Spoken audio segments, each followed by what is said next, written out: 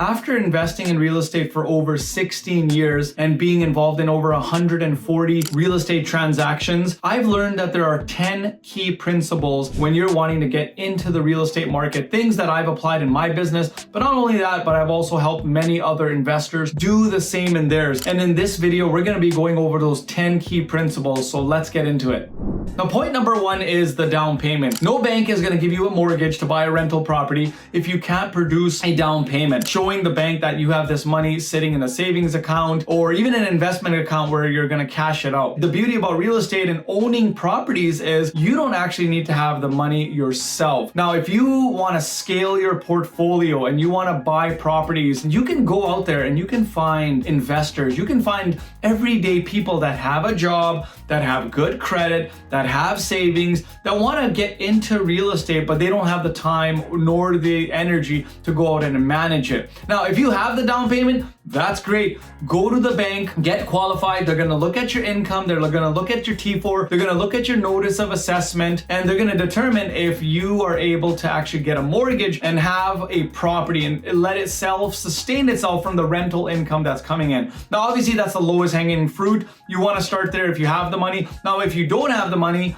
and you do want to actually invest and you want to buy multiple properties every single year, you can go out there and find capital and what we call use other people's money. Now, I'm going to link a video. I'm not going to go too much into this right now, but we've done multiple videos on raising capital, structuring JV deals, using other people's money to buy properties. So again, we're going to link that in there. So that's key number one, is the down payment. Now, point number two is deciding what is it that you want. You can buy anything from just a single family property where you have one tenant, you have one source of income paying you, all the way to buying a duplex, triplex, or even something larger where you have multiple units paying you for that property. Now, there are pros and cons to each property. It's not one that's better than the other. It's really focusing on what is it that you want. What is your goal? Do you want to have liquidity of having a single family home where you can just pop it off and sell it a lot quicker than, say, a larger property? Do you want to have less properties in your portfolio where you have multiple units instead of having 100 single family homes, right? Again, pros and cons of both. So determining that and also determining what your investor wants, that is key number two, is figuring out what is it you want. You know, what sort of liquidity do you want in your portfolio? You know, do you just want the safety of just having one tenant where you're not having, tenants in a duplex or triplex or a sixplex arguing over little things? So again, that's something you need to consider. And again, we'll do a video on this later on where I actually break down the pros and the cons, and we'll go very in depth of what I feel and what I have found to be really manageable and something that we've really learned over the years of owning both properties. Key number three is the area, right? Very, very important. Depending on where you live, you want to figure out what area do you want to buy in. Do you want to buy properties in your own backyard, meaning where you live, the city you live? And do you want those properties to be in the same area as you live, right? How close and what sort of proximity do you want? Do you want to have a higher cash flow and you don't mind having properties in maybe a rougher area or, what we call red zone in real estate? Or do you want properties that are just in a higher upper class neighborhood where maybe the cash flow isn't as strong because you've bought it at a higher price, but you just want that safety. You want to know that your tenants are going to be good tenants from hardworking families and they're going to be there for the long run, right? So area is very, very important.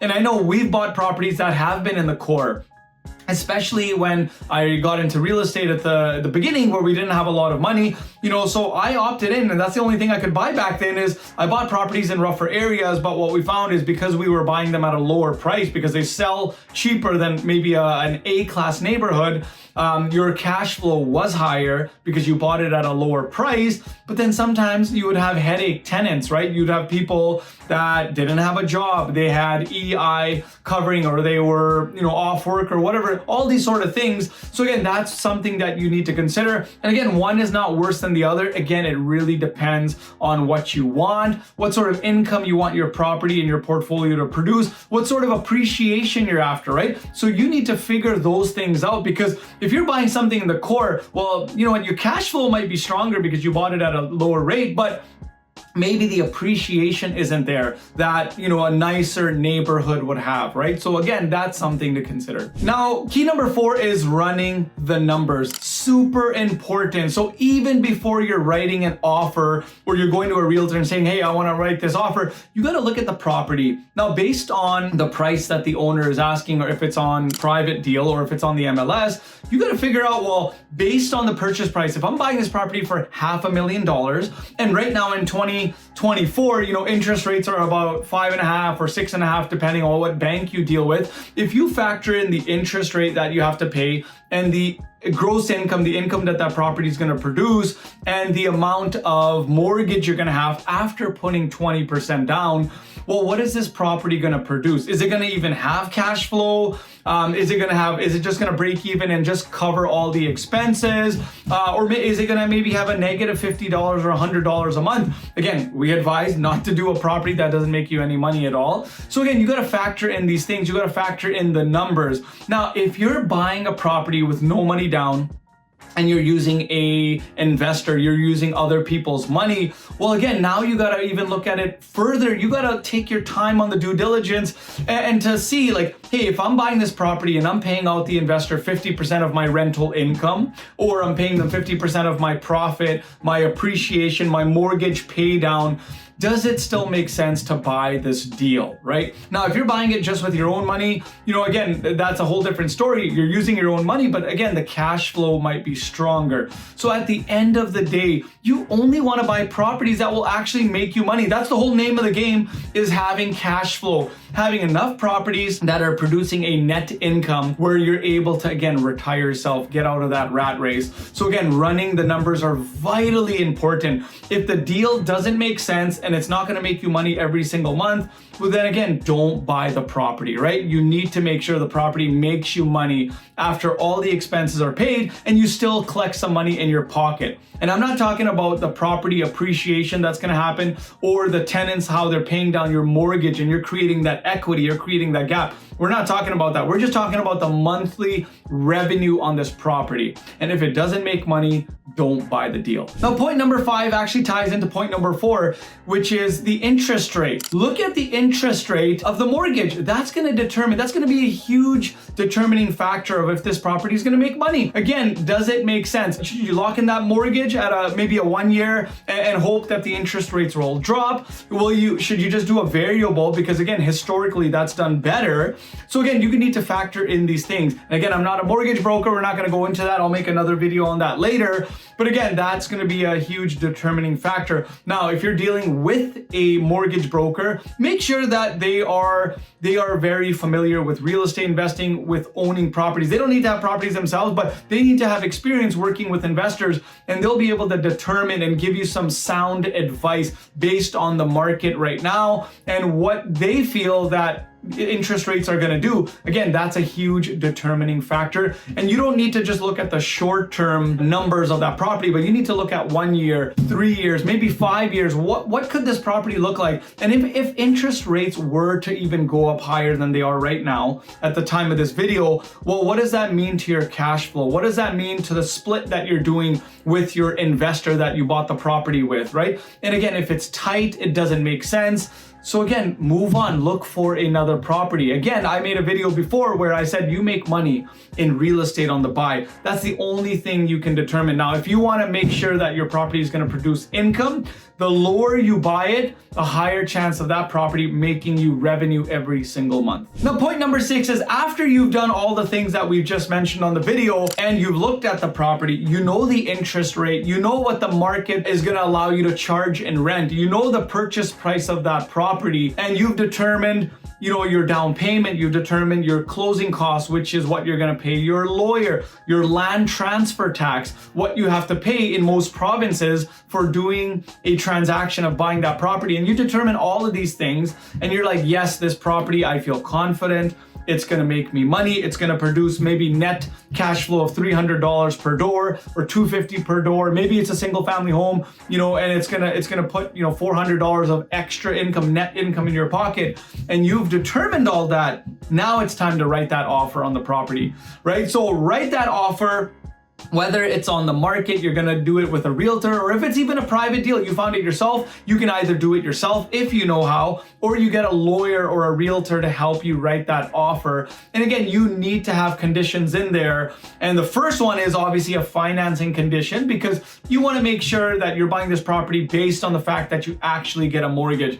Now, if I can circle back there, even before you start shopping for a property and you're in the market, whether it's you or whether it's a partner or a lender, someone that's going to give you the money, you need to make sure that you're actually pre-approved at the bank. You don't want to be wasting your time, the investor's time, the realtor's time, or the owner's time if you don't even know that you can get a mortgage. That is like the number one thing you want to focus on, is getting a pre-approval done. Now, with most banks, they'll allow you to have a 90-day pre-approval, meaning if they approve you today and it's January, well, guess what? You can actually have that pre-approval for 90 days and you can go out there and start writing offers on properties. And why they do 90 days is because after 90 days, they just want to reassess your situation, your employment situation, your debt scenario, right? Have you taken out more mortgages? Did you take out a car loan since they pre-approved you? So again, that's the 90-day window is what we do. And again, when we're using other people's money and we're getting a JV partner or a lender to go on that mortgage, well, guess what? This puts pressure, healthy pressure on them and on me to go out and find a deal, because I know that I have 90 days to get that approval done because we just got pre-approved at the bank, right? Super, super important is having all of that and then going out and writing that offer. Now, point number 7 is, again, going back to point number 6, is the closing costs, right? You need to figure out, based on the 20% down, the land transfer tax that you have to pay. You have to also get insurance, fire insurance, where the bank will label themselves as the beneficiary if something were to happen to that property. The bank wants to make sure that they're paid off and the mortgage is paid off. Again, these are all closing costs. What are you going to pay the lawyer? So again, you need to determine all of these numbers before you go and actually write an offer. And especially if you're actually going to close on the property, before that, rewinding back, you need to know what those costs are going to be, because whether if it's your cash or even an investor's money, you need to have an idea of what the purchase price is going to be, including all of these things, because again, these are costs that are associated with buying a property. So again, when we buy properties and we're buying them with investors or JV partners, I tell them, I know these numbers already. So when I go to them, I tell them like, hey, by the way, it's not just 20% down that we're needing for this property that the bank needs, but I need to make sure that all of these other costs are also covered. And again, I outline this in our JV agreements and our bare trust agreements. So again, we're all on the same page. We're all on the up and up. And I'm not going back to the investor and saying, hey, by the way, like I forgot to tell you that we have to actually pay land transfer tax. Again, not really good, especially if you're trying to build a brand or a reputation, and especially if you're trying to get some long-term investors like we have. You want to make sure that all that stuff they are well informed of. Now, point number 8, again, ties with point number 7, is the insurance cost, right? What is the cost of insurance? You need to have insurance when you're buying a property, especially if you're borrowing money and using other people's money. You need to make sure that you have insurance to make sure that their loan will be paid if something, God forbid, were to happen, right? Really, really important. And that goes back to my second last point, is tenants. Now that you've qualified the deal, you've ran the numbers, you know the closing costs, you've wrote the offer, and you're about to close on that deal, you need to start looking for potential tenants in the market. Tenants that could occupy that unit for the long haul. What I know is you want tenants not on a month-to-month, you want them on at least a 1 year. Because again, this investment property, the property that you're buying, you want this for the long haul, whether it's 5 years, 10 years, 15 years, or even longer. So you do not want to rush who you're bringing in or you're allowing to live in that unit. Again, this is your property, this is your investment, and this is your investor's investment. So you want to make sure that you have somebody that can live there for the long haul, that they have good employment, they've been there for a long time, they can afford to live in your property, they have good references. And again, you need to factor all these things in, and you need to do the due diligence.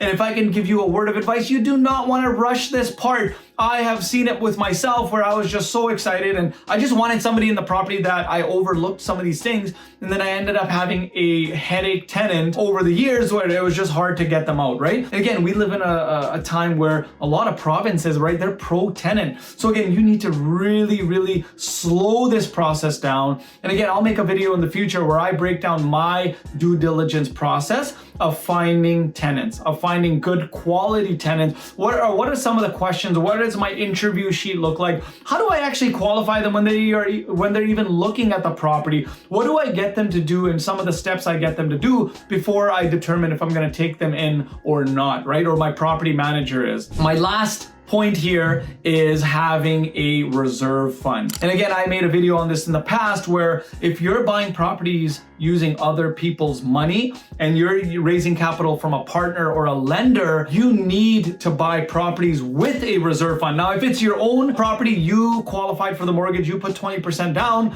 Well, again, when you're buying that property and you're about to close on it and you're gonna get the tenant in there, what I like to factor is I want at least 2 months of rental income, sometimes even 3 if you can, before buying that property. And what I mean by that is if you know the property is 20% down, you got to pay land transfer tax, you got to pay your lawyer, you got to pay insurance. You also want to know before you even write an offer, and especially before you close on that property, that you have some extra money saved, whether it's your own money or if you're working with a partner. You want to make sure that they have a reserve fund, that they know that part of the process of investing with you is you want them to put in a reserve fund. So if the property is vacant for say 1 month or 2 months, or the tenant's not able to pay it, or maybe the furnace goes or the hot water tank goes, or someone breaks a window and you got to repair it, you're not going back to that investor and asking for more money, or you're not dipping into your line of credit or credit card, which is most investors' reserve funds, unfortunately, that you have money set aside. Again, this is going to set yourself up to be a professional real estate investor and be in this business for the long haul. And at the end of the day, that's the game. You want to be in this business for a long time. You don't want to be just wiped out by buying one bad property, which I see far too often. Again, guys, thank you so much for watching this video. If you found value from this video, I highly recommend you consider subscribing, sharing, or even commenting, and I will do my best to get back to you with any questions you guys might have.